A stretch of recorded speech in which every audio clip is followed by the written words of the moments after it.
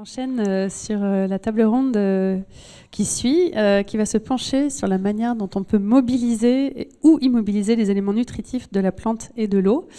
Pour cela, je vais appeler à nos côtés Laurence Denex, François Hirissou, Sylvain Pellerin et Guylain Bourrier. Vous pouvez les applaudir. Voilà, prenez place. Alors, à ce stade, voilà, des échanges en principe, les questions de flux et de stock sont déjà un petit peu plus claires. Vous pouvez toujours nous poser des questions via l'application. Je pense que le QR code s'affichera de nouveau si voilà, des choses vous turlupinent pendant nos échanges. Et on va pouvoir tout de suite rentrer dans cette conversation. Alors, je vais faire le même principe que ce matin. Je vais vous demander, dans un premier tour de table, de prendre la parole pour vous situer, expliquer qui vous êtes, quels sont les travaux que vous avez effectués, et à quel titre vous prenez la parole aujourd'hui dans ce sommet de l'agroécologie. Laurence, si vous souhaitez commencer. Si vous voulez, donc Laurence Denex. Je suis directrice de recherche à INRAE, dans un laboratoire donc, qui est situé pas loin d'ici, à Villeneuve-d'Ornon, donc sur le centre Nouvelle-Aquitaine-Bordeaux. Et ce laboratoire s'intitule Interaction ISPA pour Interaction Sol-Plante-Atmosphère. Donc dans ce laboratoire, nous nous intéressons forcément au flux et au cycle des éléments, donc carbone, éléments nutritifs et également contaminants. Alors, éléments contaminants, c'est plus mon domaine. Moi, je suis plutôt spécialiste des sols et de leur contamination, et je m'intéresse en fait au transfert de ces contaminants, et en particulier des contaminants métalliques, ce qu'on appelle dans le domaine médiatique, les métaux lourds. Donc le transfert de ces métaux du sol vers les plantes, vers les récoltes, et donc ce qui sera in fine vers vos assiettes. Et donc comprendre ce transfert pour essayer de le limiter le plus possible. Donc je crois que je suis là pour parler de flux. Merci beaucoup. Je vais vous laisser prendre la parole. Bonjour à tous. Donc moi je suis François Hirissou, je suis ingénieur agronome et je suis un ancien conseiller en agronomie de la Chambre d'agriculture de la Dordogne, où j'ai passé toute ma carrière professionnelle, et durant les 20 dernières années, j'ai accompagné des groupes d'agriculteurs dans ce qu'on appelle l'agriculture de conservation des sols, dont on a eu des exemples ici. Et ces groupes d'agriculteurs ont été mobilisés autour de la vie des sols. Et c'est autour de cette dimension-là que j'ai trouvé très intéressant d'orienter mon travail, et surtout à partir d'exemples et d'expérimentations faites par des agriculteurs, justement. Et c'est ces agriculteurs-là qui ont démarré vraiment ces pratiques-là il y a une vingtaine d'années sur le modèle d'autres régions dans le monde, et qui ont été importés parfois. Et du coup, j'ai vu un très grand bénéfice, autant agronomique, mais également économique. Et je voudrais vraiment insister là-dessus, parce que c'est une forme d'agriculture sur laquelle je n'ai pas trouvé beaucoup de contre-indications, puisqu'elle est basée sur la vie des sols, mais la vie des sols vraiment dans une pratique, je voudrais dire, aboutie. Et on a montré là des exemples de non-stockage de non-différence de stockage de carbone entre conventionnel et conservation des sols. C'est sans prendre en compte vraiment l'ensemble des pratiques, parce que vraiment la pratique la plus importante, c'est de rajouter du couvert végétal et d'avoir un couvert végétal permanent sur les sols. Et donc c'est autour de ça qu'on a travaillé. Et on a travaillé également autour de la vie microbienne des sols, et intéresser le monde agricole à cette vie microbienne, donc au travers, par exemple, d'un projet que j'ai mené donc autour des symbioses mycorhiziennes. Et il y a Marc-André Sellos qui est arrivé, et donc, dont il était le scientifique coordonnateur. Donc ça nous a permis de rentrer dans cette dimension-là vraiment très importante d'alimentation des plantes et en partie grâce aux micro-organismes. Et donc, pour terminer, et puis on en parlera certainement, puisque moi je considère qu'un agriculteur, c'est avant tout un éleveur de micro-organismes, et c'est vers ce type de pratique qu'il faut vraiment orienter son activité. Et pour faire cela, respecter le sol et essayer de le travailler le moins possible, voire plus du tout. Merci beaucoup.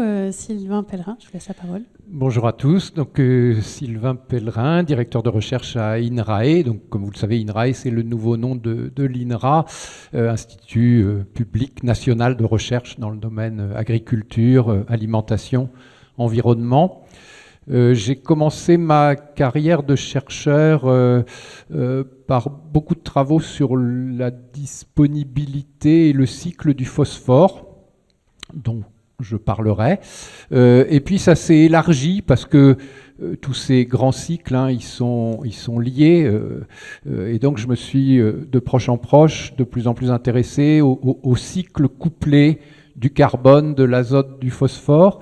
Et puis en même temps que j'allais vers ces questions un petit peu de couplage entre cycles, j'ai élargi les échelles, notamment spatiales, auxquelles j'ai travaillé, parce que les questions qui étaient posées à la recherche, elles se déplaçaient en même temps que les enjeux, c'est-à-dire la question, c'était plus comment mesurer la biodisponibilité du phosphore dans mon sol, localement, dans une parcelle, mais ça devient, à l'autre bout, comment gérer durablement à l'échelle de la planète cette ressource non renouvelable que sont les roches phosphatées dont on fait des engrais. Voilà. Alors, en même temps que j'ai élargi les choses en termes d'éléments considérés, en termes d'échelle spatio-temporelle, ça m'a amené à regarder beaucoup les liens entre agriculture et changement climatique, puisque on dit classiquement l'agriculture, elle est victime du changement climatique, les sécheresses, les inondations, etc. Elle est aussi en partie responsable, comme d'autres secteurs de l'économie, puisqu'elle émet des gaz à effet de serre. En France, les émissions de gaz à effet de serre du secteur agricole, c'est 19% de nos émissions totales. C'est moins que les transports, par exemple, mais quand même, 20%, ça compte. Et puis, elle est source de solutions, parce que, comme ça a été évoqué par Claire, l'agriculture, elle peut contribuer à stocker du carbone, ce qu'on appelle les émissions négatives, donc prendre du CO2 dans l'atmosphère grâce aux plantes, et puis le mettre dans les sols pour qu'ils ne fassent pas de réchauffement climatique. Voilà. Et donc j'ai coordonné, à la demande de nos ministères de tutelle, 2 expertises nationales, une sur comment réduire les émissions de gaz à effet de serre du secteur agricole, et puis une autre plus spécifiquement dédié à comment augmenter les stocks de carbone, faire du stockage additionnel de carbone dans les sols pour contribuer à l'atteinte de la neutralité carbone et à la lutte contre le changement climatique. Voilà. Merci beaucoup. Guilain Bourrier, je vous laisse la parole. Oui, bonjour à tous. Oui, j'étais chercheur à l'INRA, de professeur assis à l'université à Rennes. J'ai commencé par travailler au CNRS à Strasbourg. J'ai une double formation d'ingénieur agronome. J'étais un des derniers élèves de René Dumont et de géologue.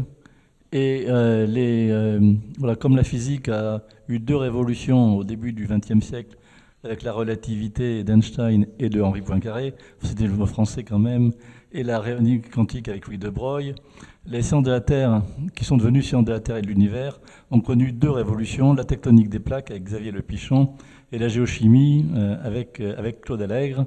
Et donc ce dont Claire Chenu a parlé, les temps de résidence, tout ça, ça se mesure maintenant avec la géochimie isotopique ou les éléments, etc.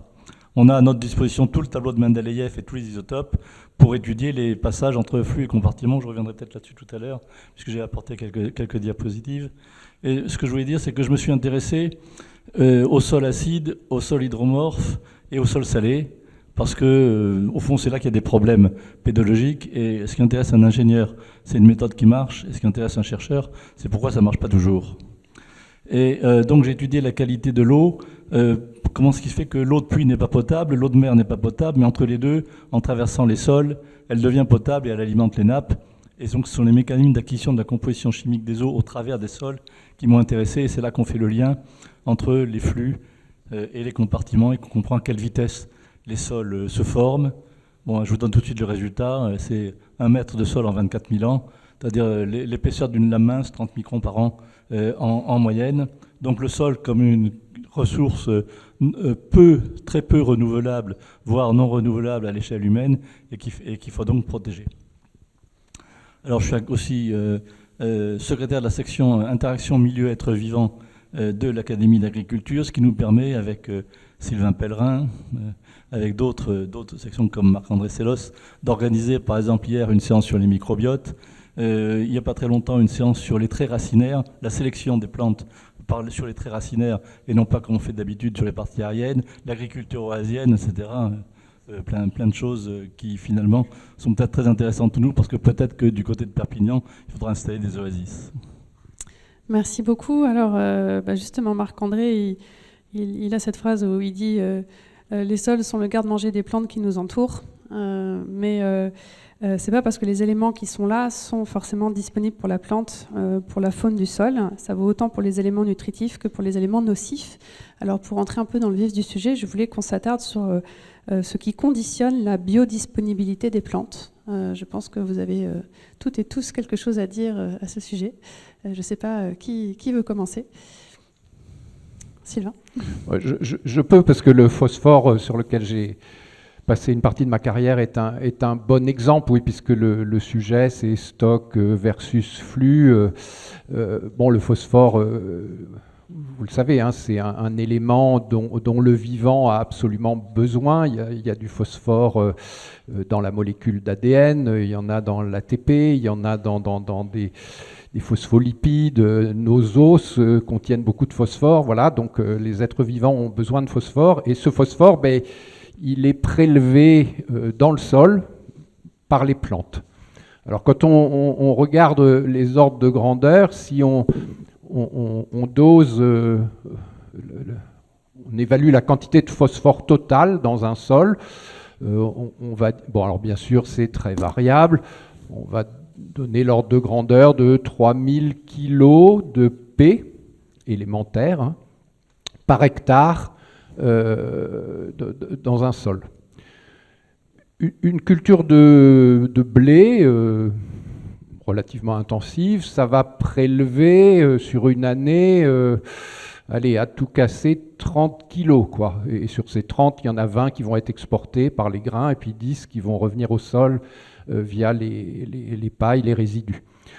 Donc 30 kilos à prélever alors qu'on a dit qu'il y en avait 3000 dans le sol. Donc on peut se dire, du coup, pas de problème, il y a ce qu'il faut, le stock est largement suffisant. Voilà. Sauf que tout ce phosphore dans les sols, il n'est pas biodisponible immédiatement. La seule forme de phosphore que les plantes savent prélever, c'est les ions orthophosphate en solution. Et ça, c'est qu'une toute petite partie du stock de P dans le sol. Le P, il est très peu soluble et il est très peu mobile.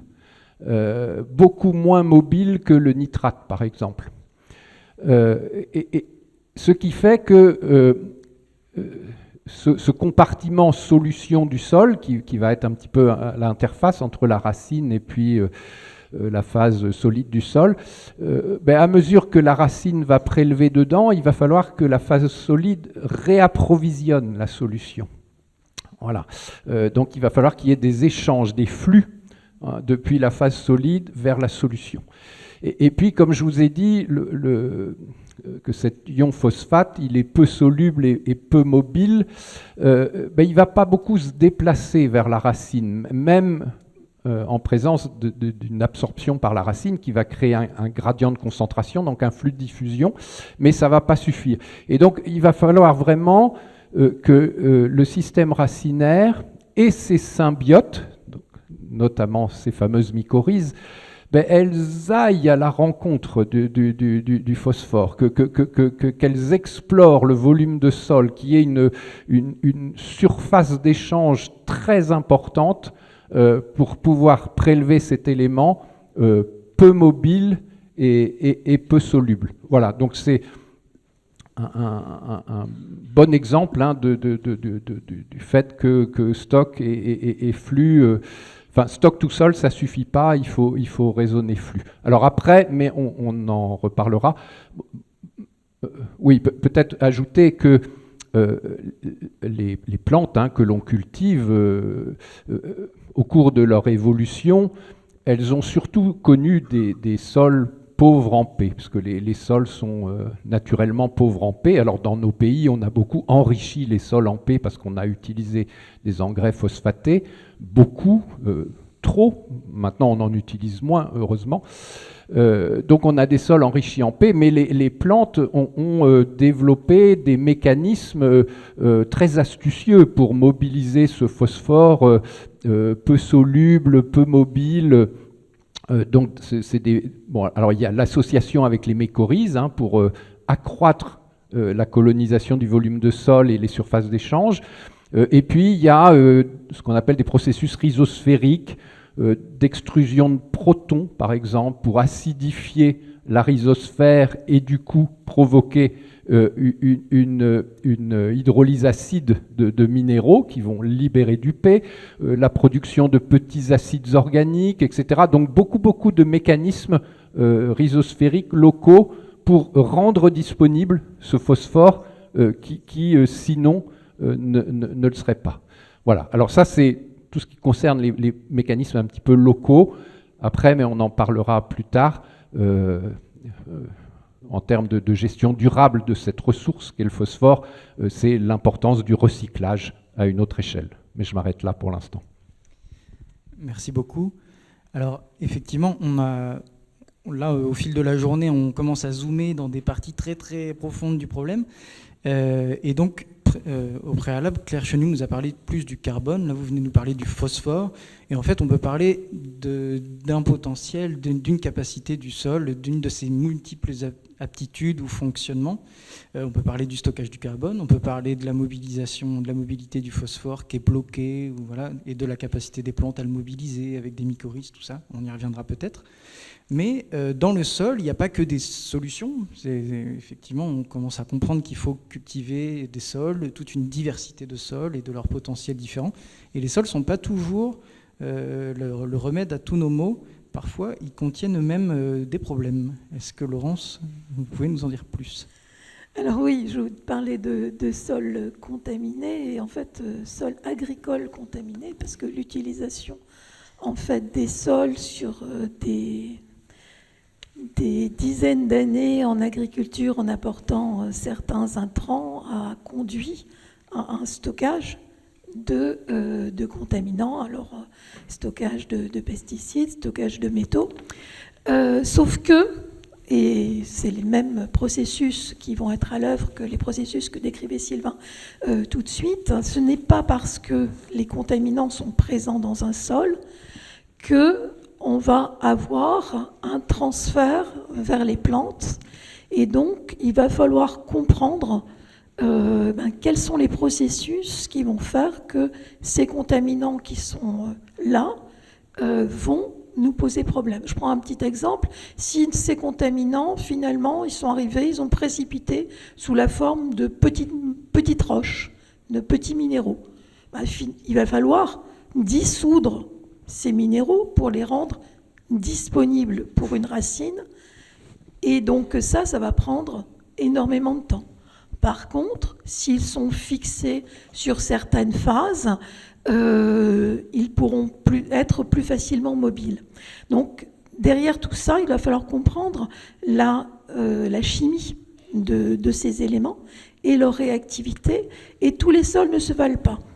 Donc là, en fonction des contextes pédologiques, en fonction des constituants qui sont présents dans le sol, en fonction aussi des pratiques que l'on a, on peut rendre mobiles des contaminants, On peut aussi, là je parlais de contaminants minéraux, puisqu'on avait commencé à parler phosphore, on a parlé minéraux, mais vous savez que dans les pesticides, on a aussi beaucoup de pesticides qui sont des molécules xénobiotiques organiques, qui ont une autre nature, et ces molécules-là, elles peuvent se dégrader, et donc on peut favoriser leur dégradation par certaines pratiques agricoles, modulo le fait que cette dégradation conduise à une minéralisation totale et pas à la formation de molécules dites molécules filles qui peuvent quelquefois être plus contaminantes que les molécules dites mères. C'est tout la problématique que l'on rencontre actuellement avec le glyphosate, qui se dégrade très très rapidement, mais dont le produit de dégradation est lui très rémanent. Donc là, pour ces sols, effectivement, il faut se poser la question de la biodisponibilité et de la mobilité de ces éléments et les gérer, avoir des pratiques qui soient les plus à même d'éviter leur transfert vers l'eau et vers les plantes. Et dans ces pratiques, je pense que toutes les pratiques qui viennent à conserver la matière organique, parce que la matière organique est une des phases qui contribue à fixer et donc bloquer ces contaminants, toutes ces pratiques qui favorisent la matière organique et sa dynamique sont des pratiques qui sont vertueuses. Et peut-être que mon voisin peut continuer là-dessus. Oui, et j'en profite parce que j'ai utilisé ce terme sans forcément qu'on prenne le temps de le définir, mais dans la salle, on a des personnes qui nous demandent est-ce qu'on peut définir la notion de biodisponibilité ? Alors oui, pardon. C'est ma faute. Donc la notion de biodisponibilité, alors cette notion, elle a été définie par une définition AFNOR. On va définir plusieurs étapes. Alors, on va définir déjà le terme de disponible. Vous imaginez, en fait, vous avez dans ce compartiment sol un élément, on parlait tout à l'heure du phosphore, et la totalité de cet élément n'est pas disponible pour un organisme vivant. Donc pour qu'un élément soit disponible, il faut qu'il puisse passer en solution. Et pour qu'il soit biodisponible, il faut qu'il puisse traverser une membrane biologique, donc être disponible pour un organisme vivant. Voilà la définition. Je ne sais pas si mes collègues veulent... Merci beaucoup. Du coup, François Hérissou, est-ce que vous voulez... Oui, je continuer. D'accord, sur les aspects physiologiques. Et du coup, moi, je voudrais reparler un peu de la disponibilité, de la biodisponibilité d'éléments aussi importants pour l'agriculture de demain que sont le phosphore. L'azote, pas tant que ça, parce qu'on en a des tonnes au-dessus de la tête, mais c'est quand même d'autres formes d'accession à l'azote qui nous sont maintenant obligés qu'il faut qu'on mette en œuvre. Hein. Et puis tous les autres éléments, et c'est sur ces formes d'agriculture-là qu'il faut maintenant travailler. Parce que justement, il va falloir se passer de plus en plus d'éléments extérieurs, hein, ça on le sait, et notamment donner à l'agriculture ce qu'on appelle maintenant la robustesse, plus que la seule performance basée sur un seul facteur, hein, la robustesse. Et la robustesse, ça veut dire faire confiance à tous les écosystèmes naturels qui peuvent aider justement la plante agricole, la plante de production à croître et à se développer, mais également toutes les plantes qui sont autour. Et notamment avec un point commun, ce que vous disiez, c'est la matière organique, qui est certainement, enfin on en a parlé ce matin, l'énergie des sols, l'énergie pour les micro-organismes qui vont aider à ces transferts de nutriments dans la plante.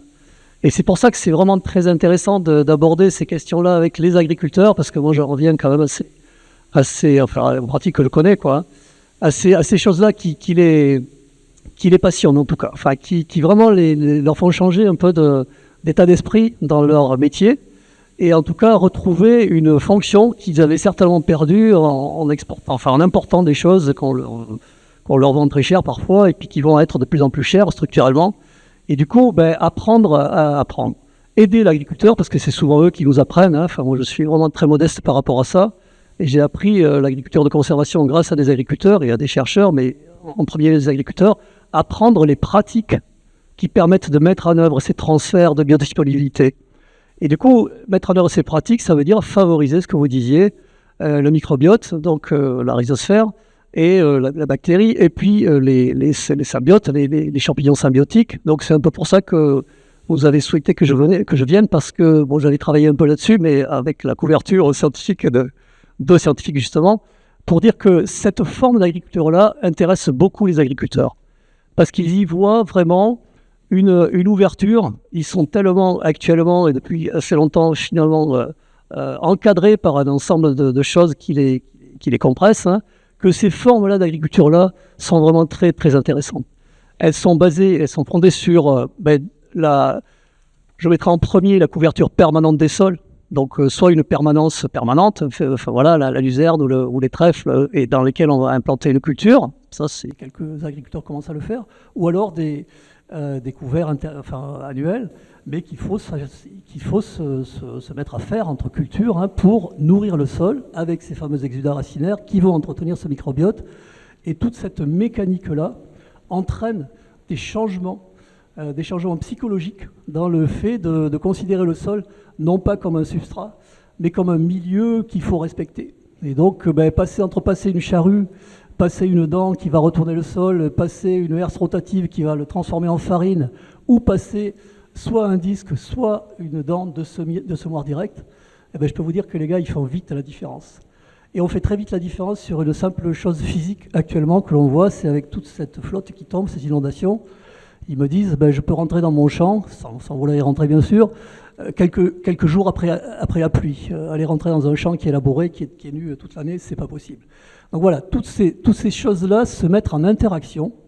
Donc couverture, travail minimum du sol, voire non-travail du sol et rotation diversifiée. Et moi je rajouterais à ça, association de cultures avec légumineuses dominantes. Bon, là on rentre dans la technique, mais tout ça pour dire qu'il y a actuellement toutes les pratiques opérationnelles pour changer vraiment de modèle et d'état d'esprit par rapport à l'agriculture. Il y a certainement d'autres facteurs, et on les connaît, qui empêchent de passer à ça et empêchent de rendre biodisponibles ces éléments-là, et empêchent finalement de se passer des achats d'engrais et tout ça. Mais ça, c'est un autre sujet, mais je pense que c'est vraiment très intéressant de parler de ça aujourd'hui. Oui, je voudrais appuyer dans le même sens, parce qu'on a tenu à l'Académie d'agriculture 3 séances sur l'agriculture de conservation des sols, et une excursion sur le terrain dans les Levezous, avec Sarah Singla, que vous devez connaître, avec une merveilleuse démonstration d'agronomie de terrain, comme on aurait rêvé d'avoir dans nos cours. Et sur des pentes comme ça, maintenir le couvert végétal, c'est absolument essentiel. Moi, je l'ai vu à Rennes aussi, avec le maïs, laissant le sol nu tout l'hiver, et puis ensuite récolté en conditions humides à l'automne, avec les problèmes de tassement des sols, d'érosion, etc. Donc ça fait des années, avec Jacques Baudry, Françoise Burel, Philippe Méraud et d'autres, on avait levé l'étendard de la révolte en disant qu'on ne pouvait pas continuer comme ça. Et l'agriculture de conservation des sols, je pense, est une voie. Personnellement, je pense que l'agroécologie se développera par convergence de tas d'innovations de terrain faites par les agriculteurs eux-mêmes, à partir de l'agriculture biologique, de l'agriculture de conservation des sols, où il va falloir combiner la protection des sols contre l'érosion et l'emploi minimum d'herbicides, pas de pesticides en général, mais justement du glyphosate, des toutes petites doses qui n'ont rien à voir avec ce qu'on utilise en Argentine ou aux États-Unis, etc. Je pense que c'est la voie d'avenir pour moi de l'agroécologie, c'est dans ce sens-là.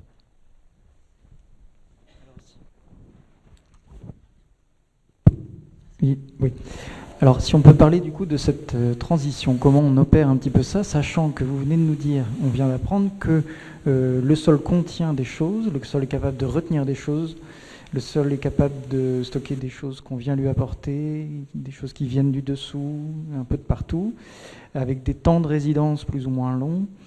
Et on nous dit, on va remettre en mouvement toutes ces choses-là, on va les recapter, les stocker temporairement, faire un peu d'éponge,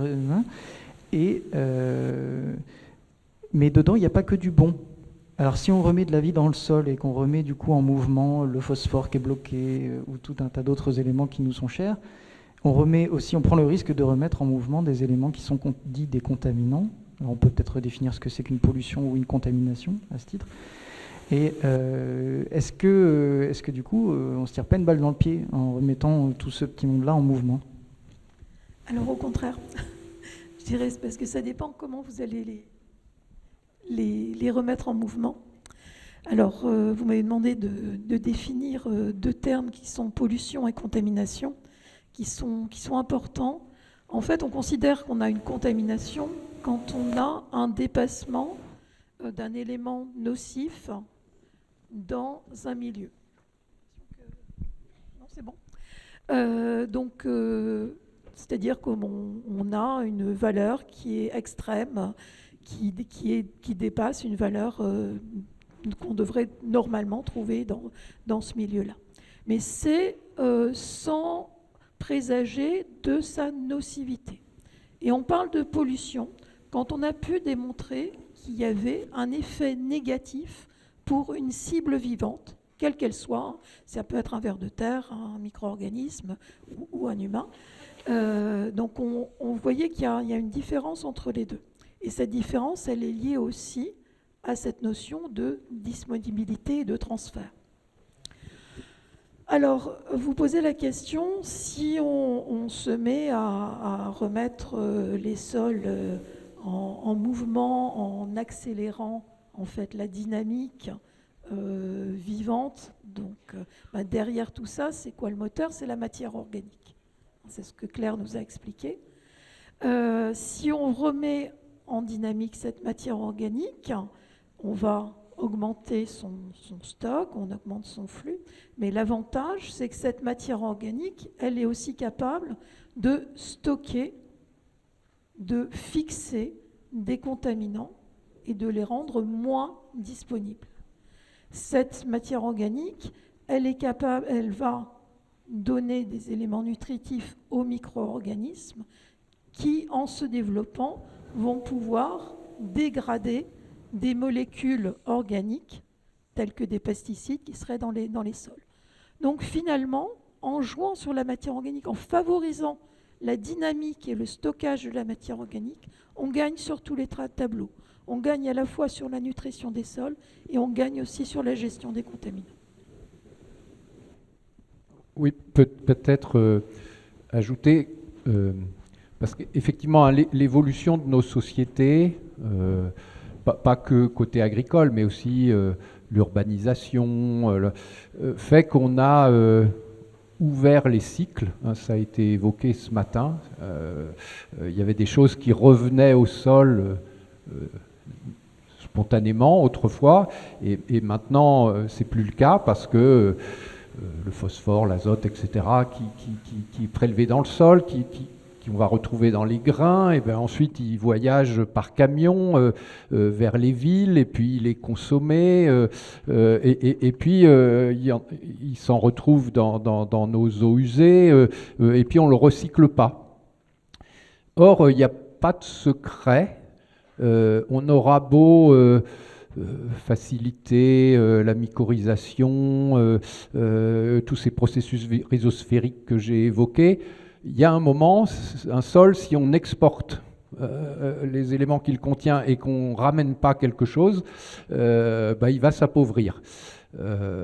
Et si on veut utiliser moins d'engrais de synthèse, et il faut aller vers ça, il faut recycler des matières organiques. Et alors effectivement, vient assez vite l'objection. Alors oui, c'était évoqué ce matin, pourquoi les effluents animaux, etc., on les recycle déjà beaucoup. Alors on les recycle pas très bien parce qu'il y a des endroits où il y a trop d'animaux, puis il y a des endroits où il n'y en a pas assez, voire pas du tout. Donc il y a à retravailler un petit peu ce lien agriculture-élevage.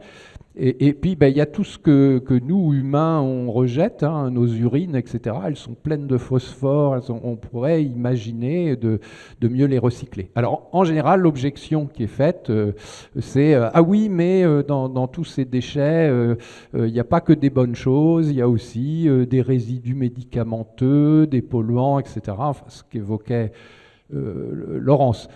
Alors, c'est vrai, c'est un point de vigilance. Mais on peut aussi raisonner globalement. Est-ce qu'on a besoin de consommer autant de médicaments? Est-ce qu'on pourrait pas... Enfin, voilà. Donc, il y a aussi à retravailler globalement sur ces cycles. Cette fameuse santé globale. Oui, c'est vrai qu'on peut s'interroger sur la nécessité de demander absolument d'avoir des usines qui fabriquent du paracétamol en France, sachant que le paracétamol est un perturbateur endocrinien. Quand je dis ça à mon généraliste, il me dit oui, mais alors qu'est-ce que je vais prescrire? Mais, bon, donc effectivement, il y a un certain nombre de comportements à modifier. Ce que je voulais dire dans la suite de ce qu'ont dit Sylvain Pellerin et Laurence Denex, c'est qu'il faut tenir compte aussi des conditions locales, c'est-à-dire de ce qu'on appelle le fond géochimique. Par exemple, en Camargue, on a les sédiments du Rhône, et dans ces sédiments du Rhône, on a naturellement de l'arsenic sous forme d'arsénopyrite. Ça vient des Alpes. Voilà. Eh bien, il y a 15 jours, il a fallu rappeler du riz biologique, parce que le riz biologique était contaminé en arsenic. Déjà, il y a plusieurs années, la minoterie s'en était rendu compte avant de le traiter. Là, ils l'ont traité, et ils l'ont ensuite commercialisé, et ensuite, analyse terrible, il faut le rappeler. Et d'où cela vient? Tout simplement de ce que l'arsenate a les mêmes propriétés que le phosphate, et que ce sont les mêmes mécanismes qui ont été sélectionnés par l'évolution des plantes pour favoriser l'entrée de phosphate dans la racine, qui sont les mêmes transporteurs qui transportent de l'arsenic. Et quand la plante est en manque de phosphore, elle ouvre les vannes et elle synthétise des transporteurs et elle fait rentrer de l'arsenic. Donc il faudrait peut-être quand même penser à mettre un tout petit peu de phosphore dans le système, parce que quand la plante a du phosphore, elle va sélectionner le phosphore contre l'arsenic, mais si elle manque dessous, alors à ce moment-là, elle ouvre les vannes et on se retrouve avec un problème qu'on a avec le riz biologique, mais qu'on n'a pas avec le blé dur, qu'on n'a pas avec le riz conventionnel, parce que dans ces conditions-là, on apporte du phosphore et à ce moment-là, la plante choisit, elle a les mécanismes pour choisir. Donc il faut faire attention, et ça, c'est pas une contamination des sols en arsenic d'origine humaine, c'est le fond géochimique normal. C'est au nom de ce même fond géochimique normal que le Bangladesh est confronté à un problème de santé publique terrible, parce qu'on a une organisation non gouvernementale avec de très bonnes intentions, je crois, mais c'était l'UNICEF, a fait des puits, et puis on a réoxydé le système, les sulfures s'oxydent en sulfate, et l'arsenic, etc. Et on ne savait pas exactement dans quel puits, etc. Donc il faut faire très très attention, c'est-à-dire raisonner multi-éléments. Alors, il y a des leviers agronomiques sur lesquels on peut agir. Une fois qu'on a fait une bonne analyse de terre, s'il n'y a pas d'arsenic dans le système, on n'a pas besoin de s'en préoccuper, mais s'il y en a, il faut faire attention à l'oxygénation du sol. Donc on peut jouer sur l'aération du sol, on peut jouer sur le pH, on peut apporter des amendements calcaires pour maintenir le pH, etc. Donc on a des leviers ou des matières organiques pour complexer, etc. Et on a des leviers agronomiques sur lesquels on peut agir, mais il faut vraiment faire attention parce qu'on est dans un système où il y a des interactions entre les différents cycles géochimiques. Bon, on vient de rajouter 2 nouveaux métiers aux agricultrices, c'est-à-dire chimistes, pédologues. Donc, évidemment, les agricultrices ne peuvent pas tous faire ça. Comment on les aide? Comment on tient compte de tout ce qui vient d'être dit, de toute cette complexité de la chimie des sols, de leur dynamique? Comment, pratiquement, on tient compte de ça? À quelles ressources on a accès? Qui nous aide à tenir compte de tout ça et à adapter nos pratiques? Alors par rapport à faire passer toutes ces nouvelles pratiques dans le monde agricole, c'est votre question. Donc ce matin, on a posé la question de l'accompagnement. Et l'accompagnement, là, il est fondamental, parce que autant accompagner un agriculteur en lui donnant une ordonnance de produits, engrais phyto, et où j'ai été conseiller de gestion pendant un certain nombre d'années, je faisais des marges brutes, et dans la liste des charges opérationnelles, j'avais l'habitude de faire les engrais, les phytos, les semences, etc. Et j'étais pas encore sensibilisé à tout ça. Mais voilà, donc maintenant, il faut les accompagner vers autre chose. Il faut les accompagner vers de la complexité. Et la complexité, ça s'accompagne de façon un peu particulière, à savoir, en premier lieu, faire prendre conscience qu'il n'y a pas de modèle. Enfin, on a parlé de ferme expérimentale, on a parlé de référentiel. Et moi, je voudrais être clair là-dessus par rapport à tous ces modèles-là qu'on nous a, entre guillemets, imposés en top-down, là, c'est que les fermes expérimentales, c'est très bien, mais ça représente un pédoclimat particulier, des formes de culture très particulières et qui ne correspondent pas toujours à ce que font vraiment les agriculteurs.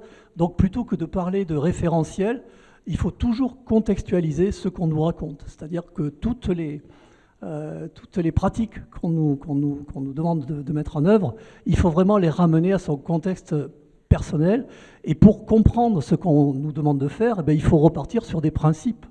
Et c'est les principes qu'il faut apprendre. C'est les principes du fonctionnement des sols, c'est les principes enfin moi je mets les 3 fertilités, fertilité de l'habitat, donc comment un sol fonctionne s'il n'est pas poreux, donc s'il n'est pas comme cette pièce, s'il est tassé, s'il a été compacté, c'est le premier problème de l'agriculture quand même en France, c'est la compaction des sols.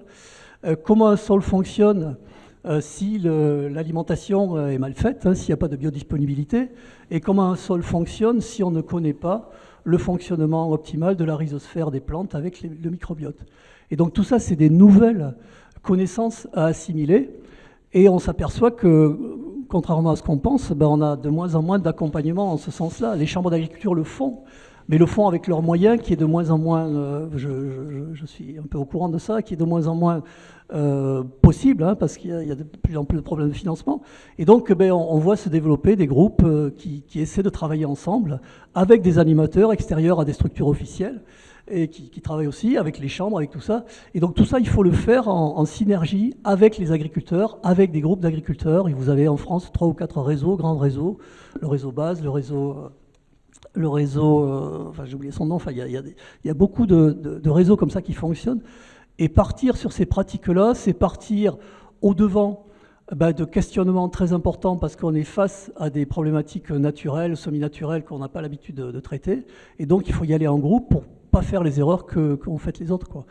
Et du coup, c'est ça. Moi, je pense que l'accompagnement, il faut vraiment être très actif, proactif pour les financer, pour l'aider.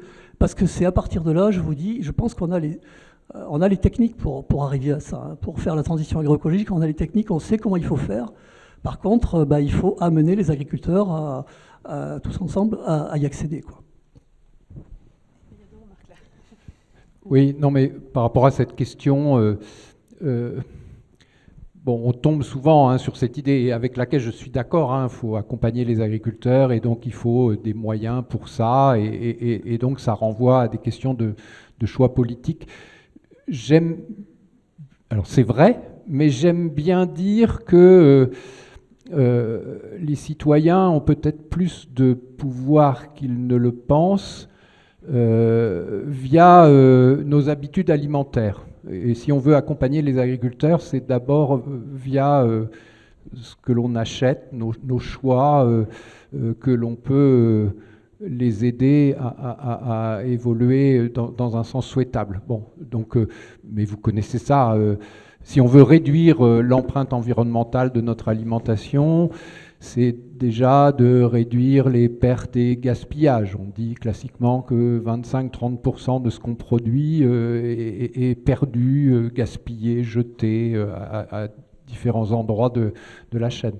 Ensuite, alors ça a beaucoup été évoqué ce matin, consommer de saison, consommer local. Voilà, si on n'achète pas des fraises en décembre, les agriculteurs ne chercheront pas à en produire. Voilà, donc alors ensuite il y a réduire un peu la part des produits animaux dans notre alimentation, puisque l'élevage est un contributeur net aux émissions de gaz à effet de serre. Je n'ai pas dit supprimer, j'ai dit réduire, et surtout pas faire ce qui se passe depuis quelques années, où en France la taille du troupeau diminue parce que les éleveurs sont en difficulté, et on compense ça par des importations de viande, notamment d'Amérique du Sud, donc de la viande importée avec une empreinte carbone plus forte, parce que c'est des animaux élevés sur de la forêt détruite, que si on l'avait produite en France. Donc, s'il y a quelque chose à réduire, c'est bien ça, les importations. Voilà. Alors après, il y a d'autres moyens. Alors je me mouille un peu là. Si on veut réduire ce qu'on veut pas, il faut le rendre plus cher. Donc moi, je serais assez favorable au fait qu'on taxe les engrais azotés, qu'on taxe les pesticides. Et puis, pour ne pas enlever d'argent au monde agricole, que le produit de cette taxe revienne à l'agriculture pour accompagner, financer des pratiques vertueuses. je voulais faire une petite parenthèse suite à l'intervention de François Hérissou sur l'accompagnement de la recherche. C'est-à-dire que, enfin, juste pour signaler que de plus en plus, les chercheurs sortent de leur laboratoire, ils sont sortis depuis pas mal de temps, mais vont chercher des exemples chez les agriculteurs et travaillent chez et maintenant travaillent avec les agriculteurs, avec de plus en plus de projets co-construits. Et ça nous permet de re-questionner la recherche, voir tous ces processus théoriques qu'on vous a présentés. Finalement, est-ce que ça marche dans différentes conditions pédoclimatiques? Et Guylain a donné un exemple. On peut en trouver d'autres où on va avoir des warnings qui vont s'allumer en disant attention, ça va bien marcher dans 90% des cas, mais dans 10%, faites super attention. Et donc, je voulais signaler ça, le fait qu'on est de plus en plus à travailler avec les agriculteurs pour aider, parce que de toute façon, on n'a plus le temps. Je dirais, on avait dans cette idée la recherche qui travaille, qui essaye de trouver des solutions, puis les solutions sont transférées, puis c'est appliqué. Aujourd'hui, on n'a plus le temps. Il faut qu'on travaille ensemble. Alors même si c'est super compliqué pour nous, travailler dans des conditions comme ça, c'est pas simple, parce que un chercheur, ça aime bien avoir son contrôle, son témoin, avec le témoin plus tel facteur, puis plus tel autre facteur. Quand on travaille chez un agriculteur, et puis chez son voisin, il y a 10 facteurs qui changent d'un coup. Donc on est obligé de changer complètement notre manière d'appréhender les processus. C'est compliqué pour nous, mais je crois qu'il faut qu'on aille vers ça. Merci beaucoup. Sur la toile, là, ça s'enflamme beaucoup sur les questions de contamination, de pollution, et surtout, on bute sur la capacité à s'émanciper de certaines pratiques, de certains produits de synthèse. Avant de revenir là-dessus, peut-être revenir un petit peu avec vous, Guillaume, sur la présentation que vous nous avez préparée pour comprendre encore mieux ces histoires de stock, de flux, puisqu'on hérite visiblement de sols qui ne sont pas toujours au top. Et de savoir ce qu'on en fait, c'est assez compliqué en partant d'un sol qui est quand même dégradé, voire pollué. Voilà. Est-ce qu'on arrête tout d'un coup? Est-ce qu'on fait des transitions un peu plus douces? Voilà, c'est des questions qui nous arrivent. Oui, merci. Donc sur ce graphe, je pense que pour contextualiser, comme l'a dit M. Hérissou, une bonne méthode, c'est de construire le graphe de son système. Il y a des compartiments qui sont reliés par des flèches, et les flèches sont des flux. Alors, comme l'a dit Sylvain Pellerin, il y a des exportations, il y a des apports, et puis il y a la solution du sol qui est un nœud. C'est-à-dire, comme je le disais, il y a très très peu de phosphate dans la solution, mais il faut que ça passe par l'eau, par la solution, parce que c'est à partir de là que les racines... Donc la solution du sol est un nœud qui connecte les différents compartiments. S'il n'y a pas d'eau, rien ne se passe, quoi.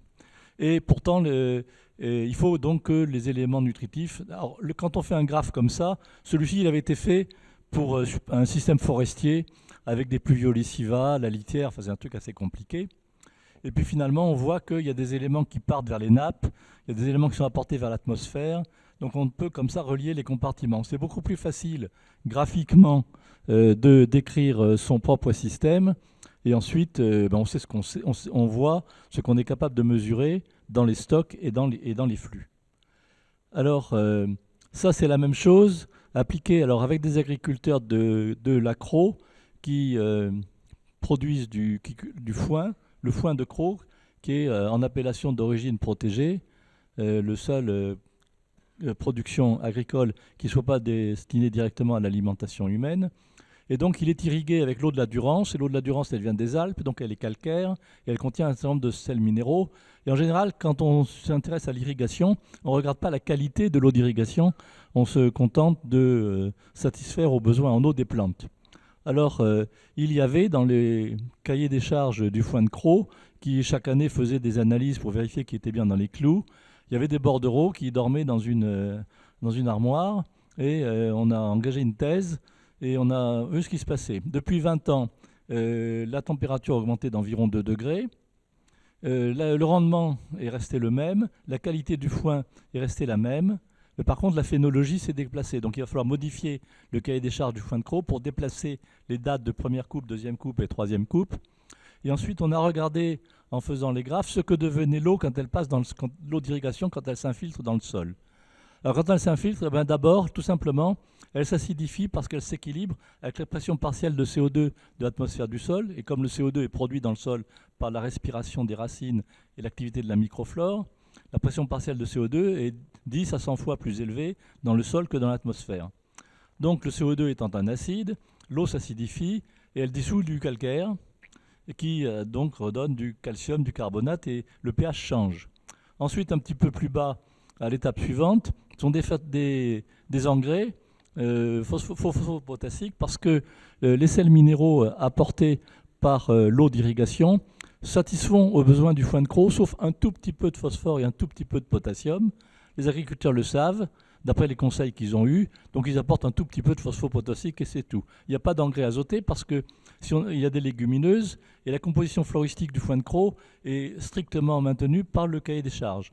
Donc si on apportait des engrais azotés, on défavoriserait les légumineuses et on sortirait de la composition floristique et le foin n'aurait plus sa qualité. Alors j'ai demandé à Léon Guéguin, qui a passé toute sa vie à jouer en Josas à faire des tables de composition des aliments, et il m'a confirmé que le phosphore, effectivement, était plus biodisponible pour les animaux, et en particulier pour les chevaux, dans la première coupe, et que donc de ce fait-là, il y avait une meilleure croissance, moins de problèmes d'os, de croissance chez les jeunes poulains. Donc la première coupe, c'est pour les équins, la deuxième coupe pour les bovins, et si donc, par exemple, le foin de Cros est accepté pour compléter le foin, si dans Savoie, pour la race d'abondance, c'est du paillasson, on garde l'appellation reblochon si on complète avec du foin de Cros. Si on complète avec n'importe quel foin, on perd l'appellation.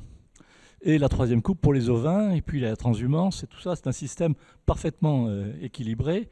Et la transhumance vient d'être inscrite au patrimoine immatériel de l'humanité par l'UNESCO. Donc on a un système où il y a une très bonne collaboration en même temps entre les prairies du foin de Cros, irriguées depuis le XVIe siècle, depuis les travaux d'Adam de Craponne à la Renaissance, qui avait prévu, ayant lu Hérodote, l'étendard du Nil, les apports de limon, ce qui fait que les sols sont d'autant plus épais dans l'horizon AP que l'irrigation est plus ancienne.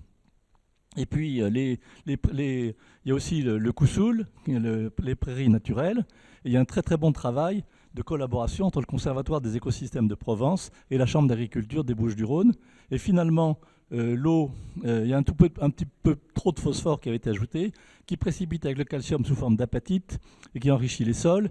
Et finalement, l'eau, à la fin, rejoint la grappe. Donc on arrive avec cette méthode des graphes à savoir comment l'eau change de qualité, etc. Et on a une eau qui ne transfère vers les nappes, qui n'apporte pas de nitrate parce qu'il n'y a pas d'engrais azoté et qu'il y a les légumineuses, ça suffit, et qui n'apporte pas de phosphore parce que le phosphore a reprécipité, donc il n'y a pas d'eutrophisation, et un hectare d'eau de nappe, donc les excédents d'irrigation du foin de Cros apportent l'eau pour 18 000 habitants par an. Donc là, il y a un service écosystémique rendu par les éleveurs, par les agriculteurs du foin de Cros à la population, et ça apporte l'eau pour Fos, Salon de Provence, etc. Il y a une population très, très importante. Vous voyez qu'avec cette méthode de graphe, on peut contextualiser à son propre système. Voilà comment marche mon système, voilà quelle culture j'ai, etc. Et raisonner en termes de flux et de compartiments. Donc ça c'est la même chose, on peut faire avec le même graphe pour le carbone et ici cette fois-ci pour le carbone comme avant pour le calcium, c'est le même graphe, il n'y a que les chiffres qui changent et on peut avoir ça. Et là pour terminer, pour rebondir sur ce que disait Laurence Denex, voilà la courbe de solubilité du cuivre en fonction du pH. Et les points en noir sont les points mesurés en Bretagne à Nézin, suite à des apports de cuivre sur le lisier, par le lisier sur les sols. Et en rouge, des sols fortement contaminés par le cuivre au Chili, qui est le premier producteur mondial de cuivre. Et ce qu'on voit qui est très intéressant, c'est que les points sont à 4 ordres de grandeur, c'est-à-dire 10 000 fois en dessous de la solubilité thermique de l'hydroxyde cuivrique. Ce qui veut dire qu'il y a des mécanismes dans le sol qui insolubilisent le cuivre 10 000 fois par rapport à ce qui serait la solubilité du cuivre, disons, au laboratoire, dans un bécher. Et ça, c'est une chose intéressante parce que, bon, ça c'est un truc que j'avais fait, c'était publié dans Phytoma, qui avait fait un dossier sur le cuivre il n'y a pas très longtemps. Voilà ce que je voulais vous dire pour dire qu'on a des méthodes pour orienter les choix sur les graphes, les flux et la mobilité des éléments en fonction du pH. Et on peut jouer aussi sur l'aération du sol. Voilà. Merci pour votre attention. Merci beaucoup. Et voilà quelques animaux dans leur milieu en Camargue, avant que la Camargue soit inondée par la remontée du niveau de la mer et du Bisocèle. Oh non, ça allait bien jusque-là. Donc merci beaucoup pour cette précision. Effectivement, quand il y a des graphiques et qu'on vient nous voir pour nous expliquer tout ce qu'on doit faire avec des beaux graphiques comme ça et des analyses très précises, tout c'est clair.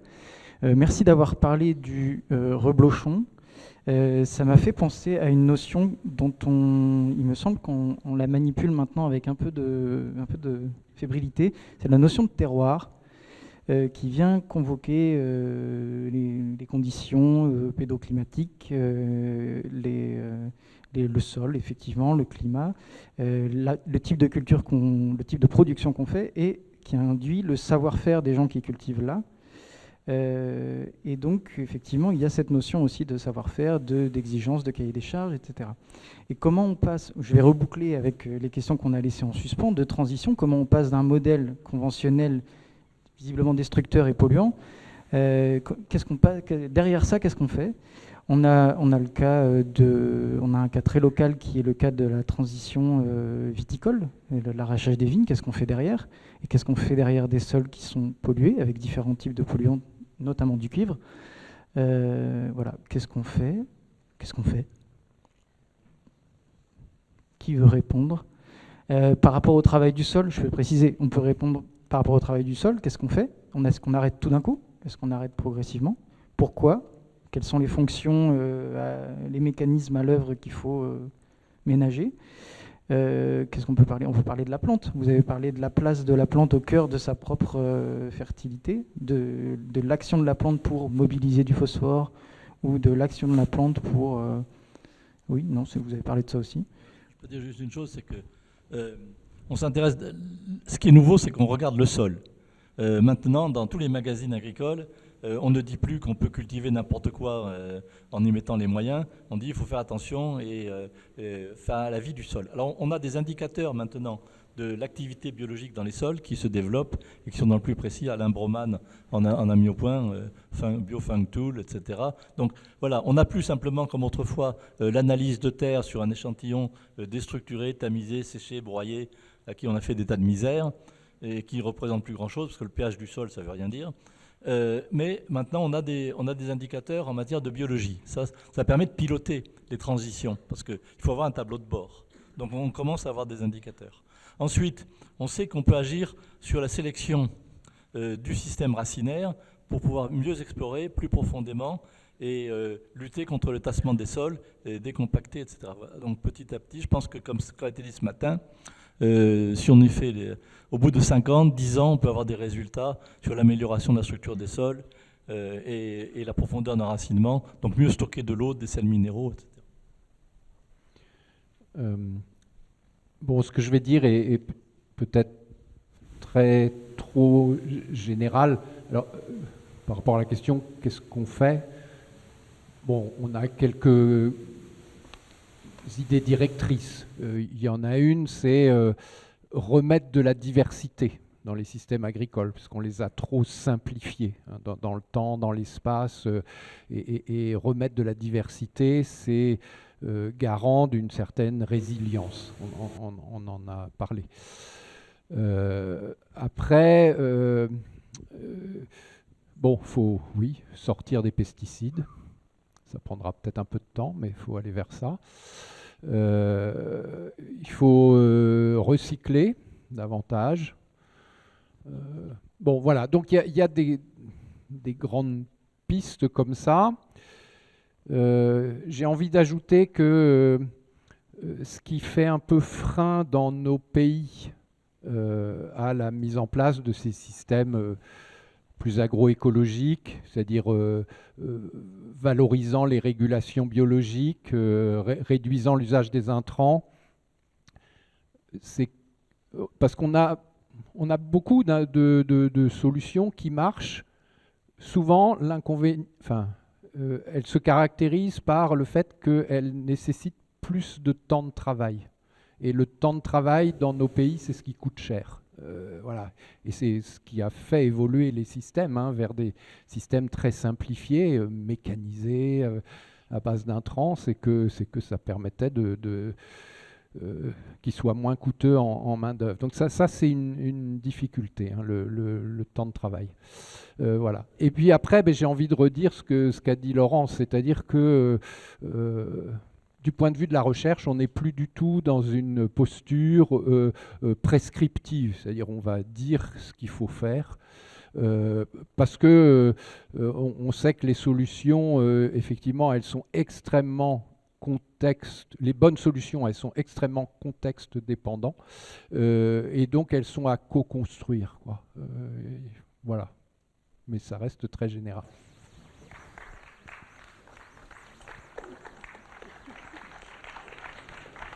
Moi, j'ajouterais, je souscris tout à fait, j'ajouterais qu'en fait, on saura vous dire ce qu'il ne faut pas faire. On ne saura pas vous dire ce qu'il faut faire. Donc ça, il faut qu'on le trouve ensemble, parce que c'est trop facile aussi, nous, en tant que chercheurs, de vous dire allez vers là. On sait qu'il y a différents paramètres qui sont à prendre en compte. De notre petite lucarne, on peut vous dire attention, là, si vous allez vers là, il y a un risque. Mais après, ce risque aussi, il faut voir si on le prend ou on ne le prend pas. Et il faut aussi raisonner ça de manière collective. On en a parlé ce matin, donc ont été évoqués les Living Labs qui sont des outils qui sont très intéressants pour travailler ensemble. Et c'est vraiment comme ça qu'il faut qu'on essaye d'avancer pour construire l'environnement et l'agriculture de demain, pour que chacun apporte sa pierre pour construire du neuf. François Hérissou. Oui, pour continuer sur les histoires d'indicateurs de sol, des nouveaux indicateurs qu'il faut prendre en compte.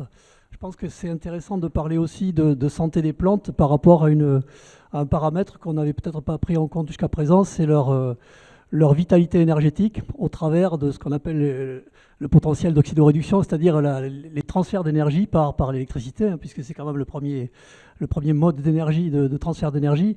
Et là, on a des chercheurs, et un chercheur principalement en France, là, Olivier Husson, qui a travaillé sur ces modèles-là, et qui sont peut-être un peu hétérodoxes par rapport à la recherche orthodoxe, mais qui produisent des choses vraiment très intéressantes.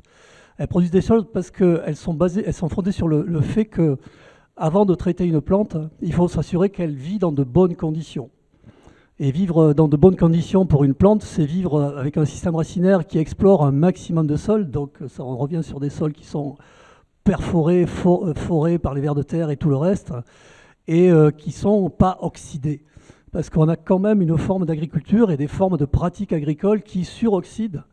Et moi, je pense que, moi je suis un scientifique, mais je pense que c'est vraiment une vérité qu'on n'avait pas jusqu'à présent abordée. On suroxyde toutes les formes de vie sur lesquelles on fait agir la mécanique, la chimie, les pesticides, etc. Et ces formes de, ces formes de vie-là sont beaucoup plus fragiles que les plantes qui vivent dans des milieux qui sont beaucoup plus riches énergétiquement. Et voilà, là, c'est vraiment des indicateurs qui sont à trouver, ils sont déjà en place, mais surtout à démocratiser.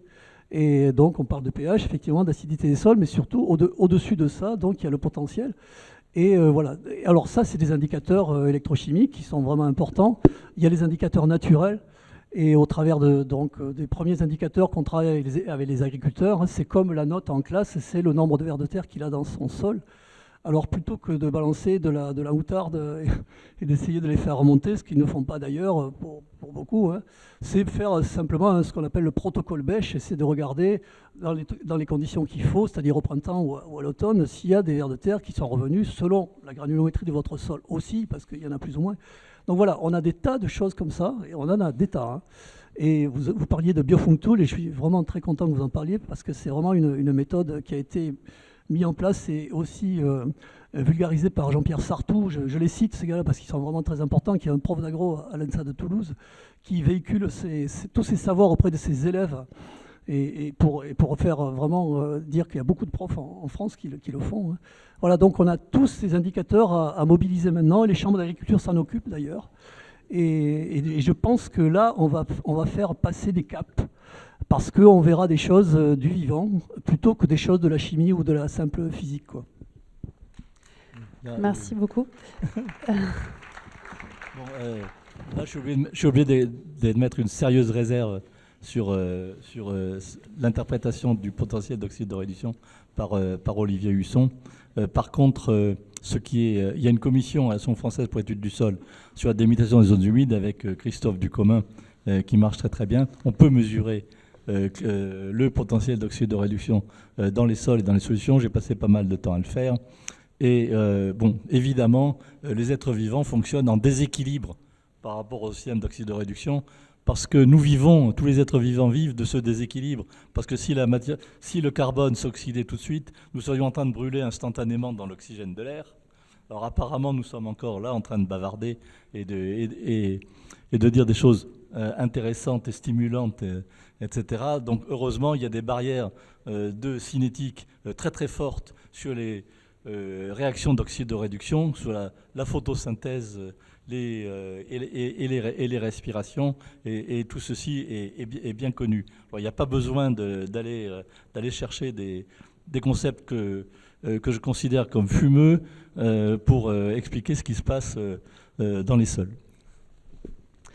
Merci à tous les quatre. Alors, il est temps qu'on passe la parole, qu'on vous passe la parole dans la salle. Donc, n'hésitez pas à lever la main si vous avez des questions. On en a également reçu lors des inscriptions à ce sommet et via notre application. Donc, est-ce qu'il y a déjà des mains qui sont levées ici? Au premier rang. Au premier rang, on a besoin d'un micro.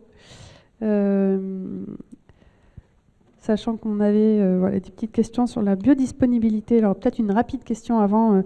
On me demandait si en agriculture de conservation des sols, le lithofère permettrait d'augmenter la biodisponibilité de certains microéléments, phosphore, azote. Qu'en pensez-vous? Une rapide réponse par rapport à cette question très précise.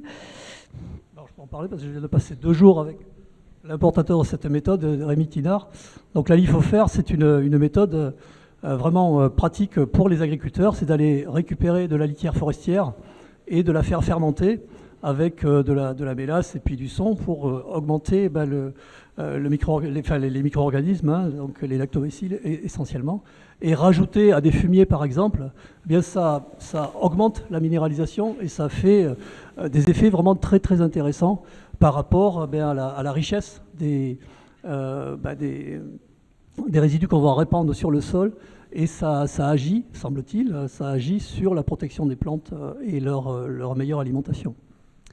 Merci beaucoup François. Je vous laisse prendre la parole, n'hésitez pas à vous présenter. Oui, bonjour. Alors Claire Lurton, je suis vigneronne en biodynamie. Et la question du cuivre, donc c'est plutôt pour Laurence. C'est vrai que nous, on entend toujours dire que nous sommes des grands détracteurs de la nature par les taux de cuivre que l'on a dans nos sols et les cuivres que l'on ajoute pour se défendre notamment du mildiou à Bordeaux. Alors évidemment, le cuivre, on l'utilise depuis 150 ans et on l'utilise bien moins que même il y a 20 ans, même en conventionnel. Donc Laurent, je voulais savoir un petit peu la toxicité du cuivre. Certains disent qu'il y a des taux qui sont très nuisibles aux mycorhizes. Enfin voilà, en fonction de nos analyses, on entend énormément de choses. Il y avait une question arrivée aussi par l'application qui était du même registre pour savoir si vous pouviez préciser cette notion. Où en sommes-nous de la captation du cuivre dans les sols viticoles saturés en cuivre par certaines plantes? C'est peut-être une erreur de frappe, ça. Ouais.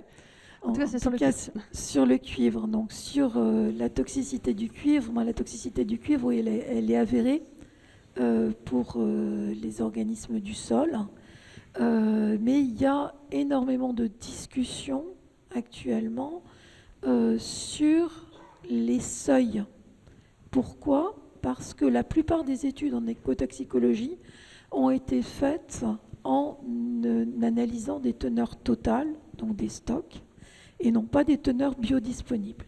Et donc là, il y a tout un travail à faire qu'on aimerait mener nous, au laboratoire pour essayer de tester nos indicateurs de biodisponibilité et essayer d'améliorer ces seuils de toxicité pour mieux ensuite gérer les sols et savoir quels sols sont vraiment à problème et les sols pour lesquels on peut continuer à apporter un petit peu de cuivre.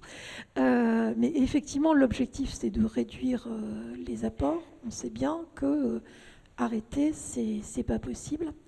Ce que je disais tout à l'heure, c'est qu'on a des méthodes pour le gérer, ce cuivre. C'est-à-dire quand on apporte suffisamment de matière organique, quand on a des pH qui sont au-delà de pH 6, 5, 7, on module fortement la biodisponibilité du cuivre.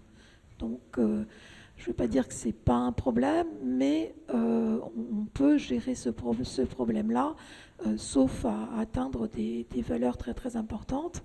Et puis les problématiques de phytotoxicité, donc toxicité pour les plantes, là, on se pose des questions, parce que ces problématiques, cette phytotoxicité, elle a été mise en évidence dans le Languedoc-Roussillon, quand on a fait de l'arrachage. Et donc on a essayé de planter une plante qui était du blé, qui est très sensible au cuivre.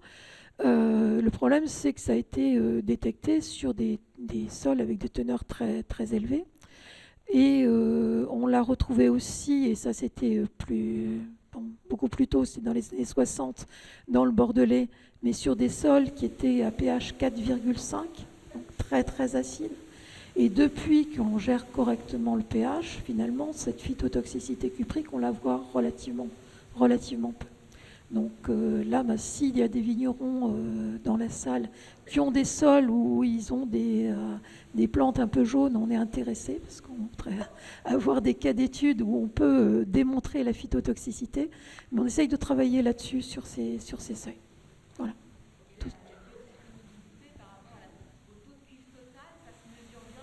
Alors, nous, on a des indicateurs partant du principe, en fait, que c'est l'ion qui est vraiment l'élément important, la forme ionique. On a développé des méthodes pour mesurer l'ion dans la solution du sol. Et donc, on a des capteurs qui sont des capteurs passifs que l'on utilise, qu'on peut même mettre directement dans les sols pour un peu mimer ce qu'une plante pourrait prélever. Donc on a ces méthodes qu'on a développées depuis quelques années, mais qui sont à mettre en regard avec la réponse d'une diversité d'organismes. On sait que ça marche sur les plantes, donc nos indicateurs sont valables sur les plantes, mais ce n'est pas suffisant. Il faudrait pour avoir des seuils qui soient vraiment représentatifs, il faudrait que ce soit aussi valable pour des vers de terre, pour des colamboles, enfin un ensemble d'organismes. Vous voulez rebondir? Allez-y. Quelque chose à propos du cuivre, c'est qu'en 1948, Marcel Copnay à Quimper a remarqué une coïncidence entre la culture du blé, la croissance du blé, sous les fils électriques à haute tension. Et c'est comme ça qu'il a identifié que la carence en cuivre sur certains granites complètement dépourvus de minéraux noirs, des granites holloleucocrates en diamant blanc, on ne pouvait faire que du sarrasin. Alors avec une pulvérisation de cuivre, on a réglé le problème et on a cultivé du blé. Et dans les années 68, avec les mouvements régionalistes, on s'est rendu compte que la galette de sarrasin traditionnelle a été faite de la farine de sarrasin importée de Pologne. Horreur. Donc le cuivre, il est quand même nécessaire comme oligo-élément pour un certain nombre de fonctions physiologiques. Et pour la raison que, avant que l'atmosphère soit oxydante, il y a quelques milliards d'années, les milieux étaient réducteurs. Donc c'était des éléments comme le cuivre, les sulfures, etc., qui étaient disponibles. Actuellement, le cuivre joue un rôle, il est toxique d'un certain côté, mais pour que la chitine puisse être hydrolysée, pour que les insectes puissent agrandir leur carapace, ils ont besoin d'enzymes qui utilisent le cuivre. Donc voilà, on a des rôles biologiques comme oligo-éléments, des toxicités éventuelles. Marcel Copney, dans la fin de sa carrière, avait prédit que si on continuait à utiliser le cuivre comme antifongique pour l'alimentation des jeunes porcelets et qu'avoir du lisier, etc., on irait peut-être à la toxicité. Mais finalement, c'est vrai, on ne l'a pas constaté, probablement parce que avec la matière organique des sols, le cuivre a beaucoup d'affinités pour les composés organiques, sa mobilité est extrêmement réduite finalement. Et que si on remplaçait les fongicides à base de cuivre par des fongicides organiques, on n'est pas sûr que leur métabolite ne serait pas plus dangereux finalement. Et ça me fait penser que je n'ai pas répondu à la question sur la captation. Et justement, le gros problème du cuivre, c'est que c'est un oligo-élément et c'est que les plantes ont développé des méthodes pour le réguler. Et donc, on a pensé pouvoir capter le cuivre en utilisant des plantes phytoextractrices. Et donc, demain se tiendra une thèse à INRAE qui démontre qu'on n'y arrive pas. Voilà. Merci Laurence. Est-ce qu'il y a une autre question dans la salle? Ah, ouf, plein. Ok, on est 3 d'un coup. Alors, allez-y, présentez-vous à chaque fois. Merci. Ok. Je sors du Cameroun pour venir assister à ce sommet. Je me nomme Séraphin Avoto, président de l'Association mondiale des amis de l'agriculture et de la nature. Je m'en voudrais de ne pas féliciter et dire merci au président qui m'a fait l'honneur en m'invitant à ce sommet. Nous sommes venus comprendre les clés de l'agroécologie pour aller partager et permettre à nos agriculteurs d'être équilibrés dans la production. Ma question est de savoir comment faire pour bénéficier de toutes ces expertises au Cameroun pour accompagner nos agriculteurs à la production d'une agriculture nourricière abordable et durable, en réglant les problèmes de sol.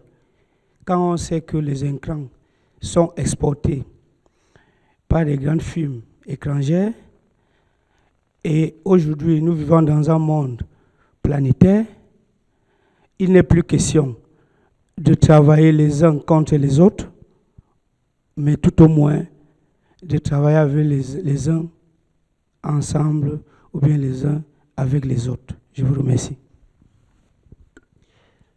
Merci pour cette question. Est-ce que vous avez déjà eu des expériences de transmission?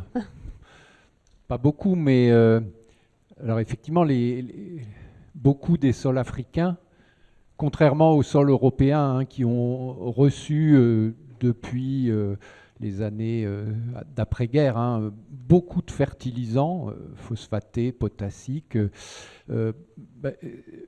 au-delà de ce que les plantes exportaient, et du coup les sols chez nous se sont énormément enrichis. J'ai une doctorante là, qui a récemment montré que à peu près la moitié du phosphore qu'on a dans nos sols chez nous, en fait c'est du phosphore qui a pour origine des engrais qui ont été fabriqués à partir de roches phosphatées extraites de mines. L'agriculture africaine n'a pas cette histoire, parce que les engrais sont trop chers pour les agriculteurs africains, et donc il y a eu très peu d'apports, il y a encore très peu d'apports, et donc effectivement il y a beaucoup de sols en Afrique qui sont encore déficients, carencés en paix, et du coup on peut effectivement se poser la question est-ce que, parce que chez nous, voilà, l'objectif c'est de se passer de plus en plus de ces engrais minéraux. Dans ces sols-là, est-ce qu'il ne faut pas imaginer une espèce de petite mise de départ, pour augmenter leur fertilité, et puis ensuite, bien sûr,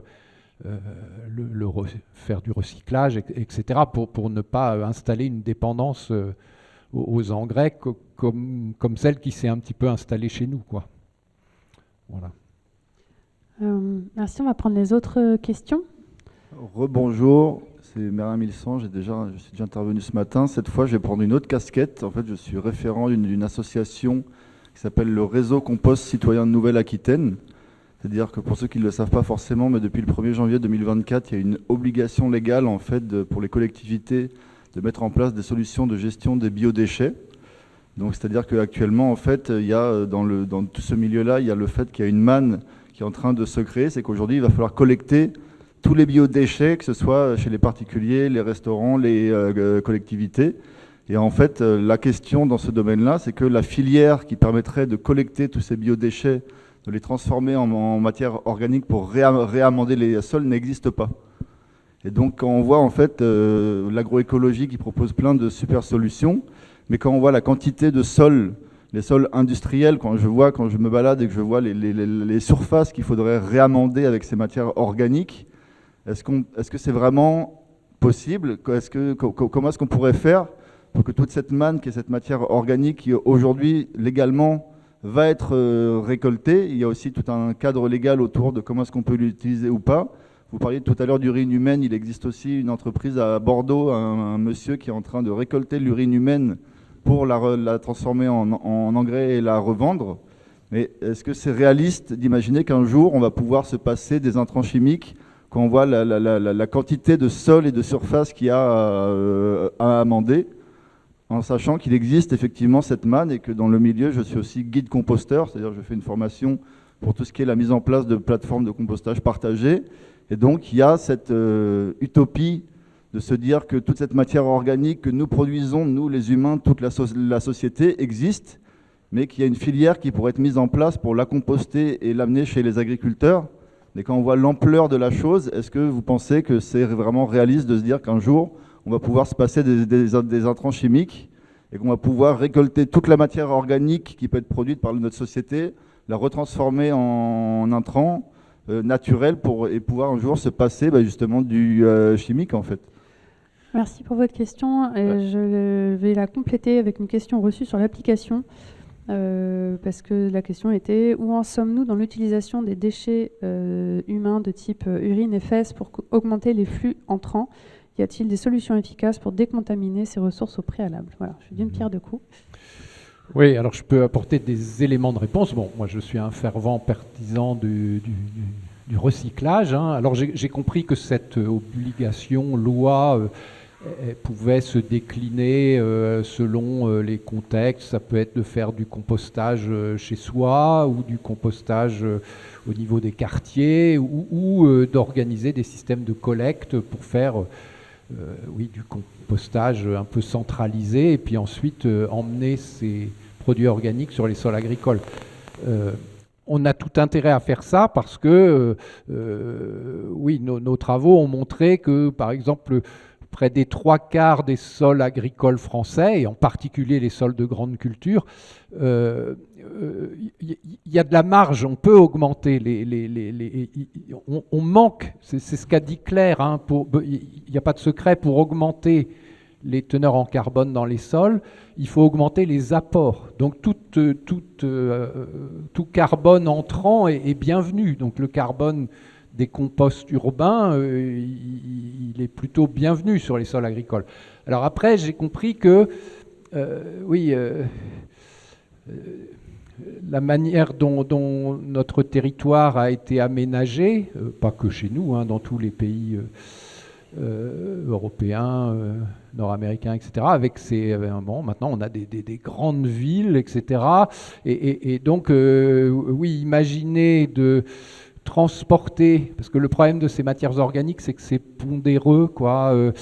Donc, imaginez qu'on va emmener par camion des composts d'origine urbaine à des centaines de kilomètres sur des sols agricoles qui sont loin des villes. Très vite, le bilan gaz à effet de serre peut se dégrader beaucoup, quoi, s'il y a du transport. Donc, comme toujours, hein, c'est une partie de la solution, ce n'est pas toute la solution. Un autre chiffre que je peux donner, c'est que on a calculé que si on recyclait les urines humaines, hein, de la totalité de notre population, on s'organisait pour les collecter, les recycler, ça remplacerait à peu près 20% des engrais azotés qu'on utilise. Donc ça tout seul, ça ne suffira pas à se passer des engrais azotés de synthèse. Mais quand même, 20%, c'est pas rien. Je voulais vous remercier pour votre question, parce qu'on s'est posé la même. Et dans le cadre d'un projet régional qui est financé par la région Nouvelle-Aquitaine, qui s'appelle MAIA pour massification de l'agroécologie, on va justement s'attacher à quantifier les sources de matières organiques à l'échelle de la région Nouvelle-Aquitaine, en incluant donc ces futurs biodéchets. Donc réponse dans, je dirais, 18 mois, quand la postdoc aura rendu ses résultats. Merci Laurence. Il y avait une troisième question, je crois, juste à côté. Est-ce qu'il y en a d'autres après? Et une un peu plus loin. Ok, c'est bon. Allez-y. Oui, merci, bonjour. Je travaille pour une association de sensibilisation à la préservation des sols agricoles. J'ai une question pour Monsieur Pellerin. Vous avez évoqué le fait que les sols par le passé étaient assez faibles en phosphore et que du coup les plantes ont développé des techniques rhizosphériques et de mycorhizes pour aller chercher ce phosphore biodisponible. Est-ce que du fait d'avoir ajouté en masse du phosphore minéral dans ces sols, on fait que les semences de variétés actuelles ont perdu ces capacités à aller rendre ce phosphore disponible? Alors je dirais non, parce que le processus évolutif, il n'est pas si rapide que ça, hein. Quand je dis les plantes ont évolué sur des sols qui étaient naturellement pauvres en phosphore, ça a duré des centaines de milliers, voire des millions d'années, alors que les sols fortement enrichis en P depuis la dernière guerre mondiale, c'est moins d'un siècle, quoi. Donc voilà. Alors par contre, ce qui se passe, c'est que sur un sol très enrichi en P, la plante, elle est un peu comme nous, hein. Elle est un peu feignante. Enfin, elle va pas mettre en œuvre des processus pour mobiliser du P si ça n'est pas nécessaire, parce que du P, il y en a en abondance. Et par exemple, la présence forte de phosphore dans un sol va inhiber le processus de mycorhisation. Et puis la plante, elle va peut-être moins... parce que ça lui coûte en carbone, hein, de produire des exudats, des acides organiques pour mobiliser du P. Donc, peut-être qu'elle garde cette capacité, mais elle va moins s'en servir dans un sol bien pourvu en P. François Hérissou, je crois que... Oui, je voudrais rajouter par rapport à cette question une chose par rapport aux cultures, aux sélections de cultures. Là, c'est une étude scientifique qui nous a montré que les blés sélectionnés avant 1975, donc sur des modes de sélection qui n'étaient pas orientés vers l'azote en quantité illimitée et d'autres intrants, et ceux sélectionnés après 75, eh bien sur 10 espèces avant 75, il y en avait 8 qui étaient mycorhizées, et après 75, il y en avait une seule sur 10, c'est-à-dire qu'il y avait une perte, il y avait une désélection de la mycorhisation. Ça, il faut être vraiment très clair là-dessus, c'est-à-dire que la sélection a défavorisé la mycorhisation. Enfin, moi, je devais faire une intervention sur la mycorhisation et tout s'est bien fait. La mycorhisation, c'est vraiment un mode d'alimentation des plantes naturelles quand elles n'ont pas à disposition, comme disait Sylvain Pellerin, qu'elles ont beaucoup de choses à disposition, donc elles ne vont pas donner leur carbone aux champignons pour aller chercher du phosphore si elles en ont très près des racines, hein. Par contre, si elles n'en ont pas très près des racines, eh bien, elles vont donner leur carbone à des endomycorhizes pour aller chercher ce phosphore sur un volume de sol évalué à 1000 fois celui que les racines peuvent faire. Et du coup, on comprend mieux l'intérêt qu'il y a maintenant à réfléchir vraiment sérieusement à ces problèmes de rhizosphère pour la sélection notamment des cultures du futur, hein, pour justement qu'elles soient à nouveau potentiellement capables par justement leur microbiote de se passer de plus en plus d'intrants, quoi. Ça, c'est vraiment très important et apparemment, je ne sais pas si la recherche a vraiment pris en compte, la recherche, la sélection a vraiment pris en compte cette chose-là, parce que pour avoir interrogé un chercheur de l'Institut technique célèbre il y a 4 ans, il ne savait même pas que le maïs était mycorhizé. Donc voilà, on en est quand même là. Dernière petite prise de parole. Oui, un complément et un élément auquel il faut s'intéresser maintenant, c'est le silicium. Si vous coupez avec une feuille de papier, c'est parce qu'il y a le silicium dans les herbes, et ça c'est parce que l'évolution a conduit pour se protéger de la dent des insectes et des herbivores, et c'est pour ça que les dents des chevaux sont à croissance continue, c'est à cause de l'usure. Le riz en Camargue a besoin d'autant de silice que d'azote. Alors les gens disent, mais il y a de silice dans le sol, il y en a plein. Il y en a plein, mais elle n'est pas biodisponible. Et en fait, la silice qui est biodisponible, c'est celle des diatomées, qui ont des algues, etc., la silice est biodisponible. Mais la silice du grain de quartz, elle n'est pas biodisponible. Donc c'est exactement pour le même problème. Or, le silicium joue un rôle dans la résistance aux maladies, aux pathogènes, etc. Donc il faut sortir de NPK. Voilà. Et il faut abandonner la loi de Liebig du facteur limitant. Et là, on utilisera beaucoup moins, on n'utilisera pas trop d'engrais pour être sûr d'en avoir mis assez, ce qui est la plaie de l'agronomie classique. Est-ce qu'il reste des questions? Et on en prendra une dernière. Il y en avait une au fond aussi. Envoyez... je suis désolée, le micro se dirige là. Bon, du coup, c'est moi. Merci beaucoup. J'ai une question qui peut-être répondra un peu à Séraphin. J'ai pas retenu le nom de famille, mais j'ai retenu le prénom du Cameroun. Et qu'est-ce qui se passe si on ne met pas d'intrants? Autant dans les sols français, j'ai bien entendu que ça faisait quand même un certain nombre de décennies qu'on mettait des intrants, donc potentiellement il y a du stock ou de la réserve, à défaut de stock, de la réserve notamment de paix. Mais est-ce que, par exemple, au Cameroun, on ne pourrait pas imaginer de partir des sols qui existent déjà, qui ne sont pas du tout. Alors là, pour être allé, moi, faire des petits trous au Cameroun il y a quelques années, c'est pas du tout les mêmes que ceux qu'on a en Nouvelle-Aquitaine, ça c'est sûr. Hein. Pas la même richesse, pas les mêmes argiles, très très différents. Mais il y a quand même plein de plantes qui poussent dessus. Et donc, est-ce que c'est pas aussi une histoire de réfléchir autrement nos systèmes agroalimentaires et de faire, non pas avec toutes les plantes qu'on rêve d'avoir dans notre assiette, même si idéalement j'adore la banane, mais ça me désespère, ça pousse pas dans mon jardin, l'avocat non plus.